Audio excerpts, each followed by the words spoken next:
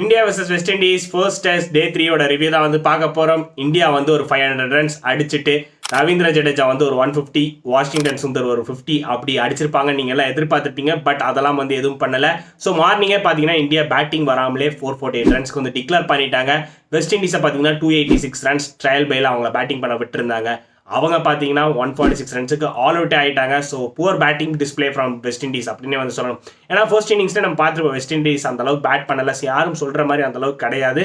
So அலி கத்தனசே அவர் மட்டும் பார்த்தீங்கன்னா ஒரு 30 ரன்ஸ் வந்து அடிச்சிருந்தாரு. தென் மிடில் ஆர்டரில் பார்த்தீங்கன்னா ஜஸ்டின் கிரீவ்ஸ் அவர் வந்து ஒரு 20 ரன்ஸ் ஃபர்ஸ்ட் இன்னிங்ஸ்லேயும் ஒரு டீசன்ட் கான்ட்ரிபியூஷன் கொடுத்துருந்தாரு. தென் ஃபைனலாக பார்த்தீங்கன்னா ஜேடன் சீல்ஸ் அவரால் முடிஞ்ச ஒரு கேமியோ வந்து அடிச்சிருந்தார் 20 ரன்ஸ் நல்ல ஒரு ஸ்ட்ரைக்கில் வந்து விளாண்டுருந்தாரு. தென் நம்ம இந்தியா பவுலிங்லேருந்து எடுத்துக்கிட்டோம்னா Ravindra Jadeja pick of the bowler அவர் பார்த்தீங்கன்னா ஃபேண்டாஸ்டிக்காக போட்டு 4 விக்கெட்ஸ் வந்து எடுத்திருந்தாரு. ஃபர்ஸ்ட் இன்னிங்ஸில் அந்த அளவுக்கு கான்ட்ரிபியூட் பண்ண முடியல. பட் இந்த ஒரு பர்டிகுலர் இன்னிங்ஸில் பார்த்தீங்கன்னா சூப்பராக பண்ணியிருந்தார். ஒரு 100 வேற 4 விக்கெட்ஸ் வேற. So super all-round performance from Ravindra Jadeja அப்படின்னு வந்து சொல்லணும். தென் முகமது சிராஜ் அவரும் பார்த்தீங்கன்னா சூப்பராக போட்டிருந்தாரு. ஸோ அவர் வந்து ஒரு 3 விக்கெட்ஸ் ஃபர்ஸ்ட் இன்னிங்ஸாக இருக்கட்டும் செகண்ட் இன்னிங்ஸாக இருக்கட்டும் ஃபென்டாஸ்டிக்காக வந்து போட்டிருந்தாரு. ஓவரால் பார்த்தீங்கன்னா 7 விக்கெட்ஸ் இந்த பர்டிகுலர் டெஸ்ட் மேட்ச்லேயே வந்து எடுத்திருக்காரு.